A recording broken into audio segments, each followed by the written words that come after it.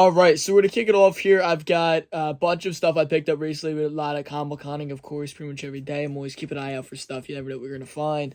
But between stores, between shows, the flea market, all kinds of stuff. So I got a lot to talk about. I picked about a short box when I go through everything here. But first of all, we're going to kick it all off. Of course, don't forget to follow me here on Facebook and Instagram for more daily content, more of that at the end. If you want to pop in a little mini player, go check out the Facebook and the Instagram. It's all linked down below. But we're going to kick it off with the Warp on Night 37. This is the third appearance of Moon Knight. Of course, shows up Warp on at 32, 33, and then he has a couple issue hiatus, returning at 37. He's on the cover. It's classic. It's not a 9.8 copy, but it's a copy nonetheless. So I was very excited to pick that up. That is a pretty cool copy for the personal collection. That is going to go pretty much in the run. Basically, it's going to go in the run. I don't know what I'm talking about. It's going to go in the run. Working on the run. Working on all the major Marvel stuff, of course. And a buddy of mine, Mike at the shop, had given me a Thundercats #1. So shout out to you. I appreciate you. It was very nice. You didn't have to do that. So that's pretty cool. I believe this was the third print or second print or something like that, if I remember correctly. It is third printing. So this book, be really careful with, because if you look in the ink, it'll be stamped, and there's a little third printing stamp on there. Weird. It looks stamped. Actually, I think it's actually just printed on it, but it looks like a stamp. But this is, pretty nice Marvel book in first period. So the whole 9 yards of Thundercats. So, and then we're going to move on to, I got a stack here. I did a deal with a buddy of mine for some toys, and he threw in the comics here. So we got Iron Man 284. Cool little minor key. Dynamo Joe 15. This is a fun, like, Shogun Warriors type run I'm working on from First Comics. And then the last two issues I needed for the Dracula run by, who did this? Eternity Comics. So there's only 4 issue many. So now I have all 4. And then New Mutants 18 and 19, the Demon Bear issues. Little minor keys, nothing too exciting there.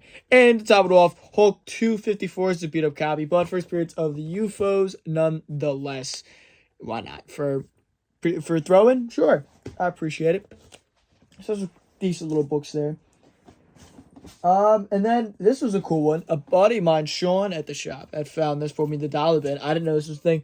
The Realm #4. This is first appearance in first. I guess I don't know if it's really a preview. I believe it's the original story. But Dead World, familiar with Dead World? It's the zombie story.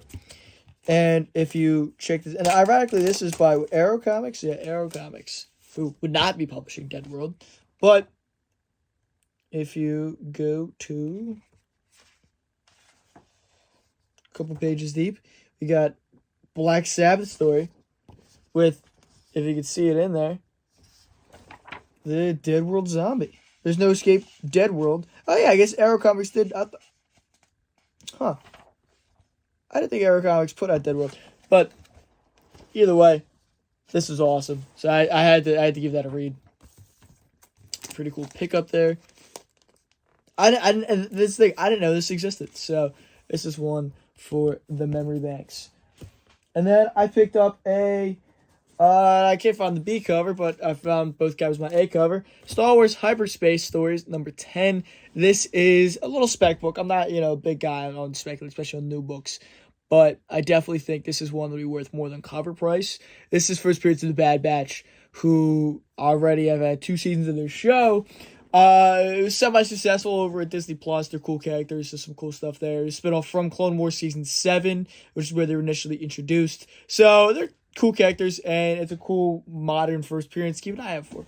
If you can find it in, for cover price, maybe it's worth grabbing. If you can find it for, maybe in the future we put in those dollar bins, markdown bids, half off sales, whatever it may be. Might not be the worst thing to pick up. I got Apple Comics Blood of Dracula #1. I think I'm 4 issues away of completing this run. So it's got some cool stuff in there. Cool Frankenstein backup story and all kinds of fun stuff. And then I'm going to jump back and forth here from different piles. I've got some sell stuff, some keep stuff. So we got the Secret JSA Files and Origins #1. This is first appearance of a version of Hulk Girl, I forget her name. But this has been a high book. Picked this up for less than $1 at the flea market. 17 books, guys sold me for $12. So not too shabby. It's a good little book. It's going to I think 30, $40 right now, maybe a little bit less than that, but it's a good book for pickup for less than $1. It's a cool first appearance, and of course, the rumor is this is going to be the Hawk Girl that we're going to be introduced to in the Superman movie that James Gunn's doing. And speaking of that Superman movie, there's Terrifics #1. I've been selling these like crazy recently. That's a good book to pick up and find it for $1 or less. Terrifics are pretty much confirmed for the new Superman movie. It's Superman Legacy, I think is what it's called, something like that. So, but we know that they're doing Metamorpho, Mr. Terrific, Hawk Girl, and I forget the fourth member of the team. But it's like an altered version of the Terrifics. So first team appearance of the Terrifics here. All characters predate this story though. We have Firestorm, the Nuclear Man, #24, first appearance of the Blue Devil. That's a nice little book. That's just something cool to keep an eye out on. Just something you know. I don't think it should be a dollar book, but I find them in the dollar bins all the time. But Blue Devil's a cool character. I've always loved Just Like Dark. I think they got great stories, and it's definitely something I could see James Gunn doing something with. And then a couple of later on 200s Hellblazer issues, and then a whole stack of Kolchak the Night Stalker. I picked these up at Stormwatch Comics. But these are all, if you've ever seen the Kolchak show, you know it's awesome. So this was Moonstone Comics put out. I got a bag of board these. But see if there's any like real stellar covers here. The Dan Shamble PI teaming up with Kolchak. There's some cool stuff in here. This was Moonstone did a bunch of Kolchak comics. More than I ever thought. I don't see him ultra often, so I made sure to pick them all up when I saw him and work on. He's got a couple of like mini series, some one shots, some other fun stuff they put out for him. So I made sure to pick those up because again, I love the Kolchak show. Why not? And then I'd also picked up off of him Super Throws #14, one of the Living Mummy stories. Not a lot of Marvel Living Mummy stuff, and Worlds. And of course, this is number 8, first appearance of Iron Wolf. Cool little, bronze, copper age. Was that 20 cents? So, first appearance there. But I think it was $2 at Stormwatch. So, not a bad pickup. I think Iron Wolf's just a neat character. That's not like a spec book or nothing. It's just to me what I think is kind of a neat character.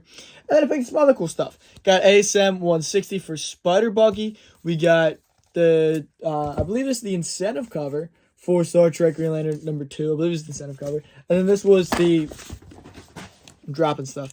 This was, I believe, the FOC cover for Planet of the Apes Green Lanterns #1. That's like the Mego homage that they did. Kind of neat. I believe they did a Mego homage for every issue as well. So that was kind of neat. And again, that was at the flea market for $1. Why not? The other thing that guy had for $1, is he had trades. He had trades in his dom. I didn't grab all of them, but I grabbed, the Crow Special Edition, because any Crow for $1 is worth grabbing, especially that really nice trade paperback. Thor reprints, I probably have all those issues, but I grabbed this in case because it was $1. If anything, you can always sell trades for a couple bucks. These are nice paperbacks, even if you sell them for $5. They're not a bad pickup. They're all in good condition. Looks like the only one that was actually red was probably that Thanos Redemption. The other one I don't even think was red. I was talking to the guy for a little bit. It was his stuff. He had some of that. He had some movies he was selling. He sold me some movies for and some TV shows on DVD for less than $2 a piece. So picked some cool stuff there. I got Voltron and Batman 66 and some fun classics. But he had some interesting stuff. Nothing super crazy, like Strange Adventures 227. I remember the King Kong video. I've always liked that little rocket logo there. That's the first time they used rocket logo for Strange Adventures. There's random stuff like supervillains. Why not? Giant Size Master Kung Fu for #1. Random Batman and Iron Fist issues. Nothing special to it. Swamp Thing 60. Nothing special to it. There's a whole stack of stuff I picked up off him just for shits and giggles. And then sorry if I seem aimless here because I kind of am. Just kind of rolling with it. And then we also have, I think I already recorded this from AC HorrorCon. I'm going to bulk that into the Monster Mania video. But I'll just show off quickly these comics. I got First Space Parasite, second issue, when they return to the whole timeline, or regular numbering from Tales of Astonish. Gasp. number 3 from like 61. The Owl, number 1, cool gold key issue. And then Socrates, number 1, Kid Sagos' very own book. He signed the inside for me. So, and he's working on producing that as his own movie. I believe he's directing it and voicing the parrot. So, that'd be cool to see come out. And then my buddy went out to Japan and he came back with some cool stuff for me. So he got me the Shogun Warrior, number 1, both the regular and the Whitman variant. So that was pretty exciting. That was very nice of him. Got that. And then this awesome remote control. Of course, I gotta fix him in the package. Jeter Robot. This thing's awesome. Look at that box. That box is stellar. That thing is crazy. I didn't even know they made that. I've never seen this before. So that was awesome. Shout out to my buddy Alex. And then to wrap it all off, we're going to talk about Immortal Hulk. Now, Immortal Hulk, I picked up number 1 when it came out, and I put it back on the shelf. I was like, this seems really cool, but I'd won too many books that week, so I put it back, and I regretted it immediately. And I think it starts off as a really good story, and then it kind of falls apart a little bit, if you ask me. But I picked up the first 10 issues in trades. They did, at the time, they did 5-issue trades. So I have every issue 11 on. Well, finally, I got the opportunity to buy issues 1 through 10 for $1 or $1 or $2 a piece. I think it was $20 for these and 10 or 11 Spider-Man McFarlane issues. Got part of that as well. So I picked that up. So we got Immortal Hulk number 1, number 2, first appearance of Dr. Phosphorus. Or not Dr. Phosphorus, the Doctor, I forget his name. Number 3, all great Alex Ross covers. All absolutely beautiful renditions of the Hulk. And this was back when the story was horror-based. And especially see with that number 8 cover. This is when the story was a lot more horror-based, a lot more suspenseful. And then I think after this, you kind of... Oh, there's invisible copies. And then after that, I think you start to lose the horror element to this book. And I think that's where the book really fell apart. It got really political. I think even at the point, like, what's issue 25, where you see... Another one's to stand here on my stand. Issue 25 is where you like the Galactus issue. I didn't like it. A lot of people love it. I didn't like it very much. I thought it was weird and fell out of place. And I think from then on, I think Al Ewing really fell apart on the book. But it started off stellar. It was really fun. And it was a highlight of new books for me at the time. And then, I got a stack of books that my buddy Tony got me. But nothing too crazy. I think that is kind of the wrap. So, nothing too nuts. I got some Immortal Hulks. I got about to pick up a couple pre-code horror books tomorrow. So that'll be exciting in itself. I'm looking forward to that. Always looking forward to picking up pre-code horror, of course. It's just one of my favorite parts of comics is pre-code horror comics, just because they're awesome, they're fun.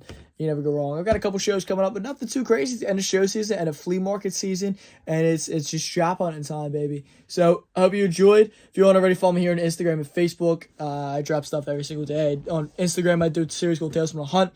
When I talk about going out and looking for the books, people I ran into, stuff I didn't buy, stories I have, fun stuff like that.